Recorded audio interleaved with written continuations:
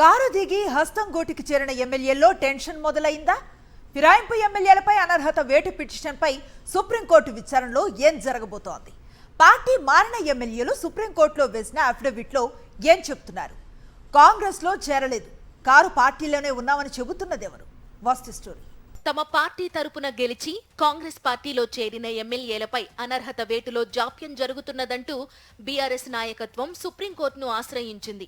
BRS working president KTR తో పాటు పలువురు ఎమ్మెల్యేలు సుప్రీంకోర్టులో పిటిషన్ దాఖలు చేశారు. ఆ పిటిషన్పై విచారణ చేపట్టిన సుప్రీంకోర్టు ఆగ్రహం వ్యక్తం చేసింది. తగిన సమయం అంటే ఎంతకాలమని అసెంబ్లీ స్పీకర్ను ప్రశ్నించింది. అసెంబ్లీ స్పీకర్, అసెంబ్లీ సెక్రటరీ, కేంద్ర ఎన్నికల సంఘం 10 మంది ఎమ్మెల్యేలకు సుప్రీంకోర్టు నోటీసులు జారీ చేసి అఫిడవిట్లు దాఖలు చేయాలని ఆదేశించింది. మార్చి 25న మరోసారి విచారణ చేపడతామని ప్రకటించింది. దీనితో పార్టీ మారిన ఎమ్మెల్యేల విషయంలో సుప్రీంకోర్టు చర్యలు ఎలా ఉంటాయన్న చర్చ రాజకీయ వర్గాల్లో మొదలైంది. సుప్రీంకోర్టు ఆదేశాలతో పార్టీ మారిన ఎమ్మెల్యేలు పలువురు అఫిడవిట్లు దాఖలు చేస్తున్నారు. పటాన్చెరు ఎమ్మెల్యే గూడెం మహిపాల్ రెడ్డి, గద్వాల ఎమ్మెల్యే బండ్ల కృష్ణమోహన్ రెడ్డి దాఖలు చేసిన అఫిడవిట్లలో ఉన్న సమాచారం తెలిసింది.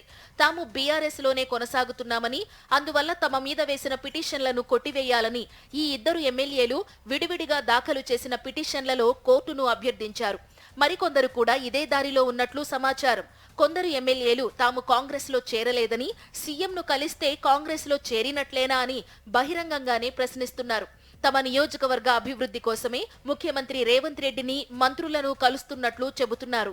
తమ పార్టీ నుంచి కాంగ్రెస్ లోకి వెళ్లిన ఎమ్మెల్యేలపై అనర్హత వేటు ఖాయమని, ఆయా నియోజకవర్గాల్లో ఉప ఎన్నికలు వస్తాయని బీఆర్ఎస్ పదే పదే చెబుతోంది. గద్వాల, పటాన్చెరు ఎమ్మెల్యేల మాదిరిగానే జగిత్యాల ఎమ్మెల్యే డాక్టర్ సంజయ్ కుమార్ కూడా తాను బీఆర్ఎస్ ఎమ్మెల్యేనే అని అఫిడవిట్లో తెలిపారని సమాచారం. తాను నియోజకవర్గం అభివృద్ధి కోసమే సీఎం రేవంత్ ను కలిసినట్లు జగిత్యాల ఎమ్మెల్యే డాక్టర్ సంజయ్ కుమార్ గతంలో స్పష్టం చేశారు. బీఆర్ఎస్ నుంచి గెలిచిన దానం నాగేందర్ లోక్సభ ఎన్నికల ముందు కాంగ్రెస్ పార్టీలోకి వెళ్లారు.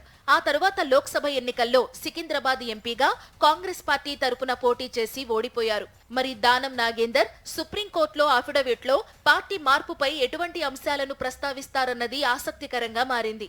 ఇటు కడియం శ్రీహరితో పాటు పోచారం శ్రీనివాసరెడ్డి పార్టీ మార్పుపై అఫిడవిట్లో ఏం చెబుతారు అన్న దానిపై పొలిటికల్ సర్కిల్స్ లో హాట్ డిబేట్ జరుగుతోంది. మొత్తంగా పార్టీ మారిన ఎమ్మెల్యేల్లో సుప్రీంకోర్టు విచారణతో టెన్షన్ మొదలైందని టాక్. సుప్రీంకోర్టు మంగళవారం విచారణ చేపడితే ఎమ్మెల్యేల అఫిడవిట్లో ఏముంది? ఇరుపక్షాల వాదనలు ఎలా ఉంటాయో చూడాలి.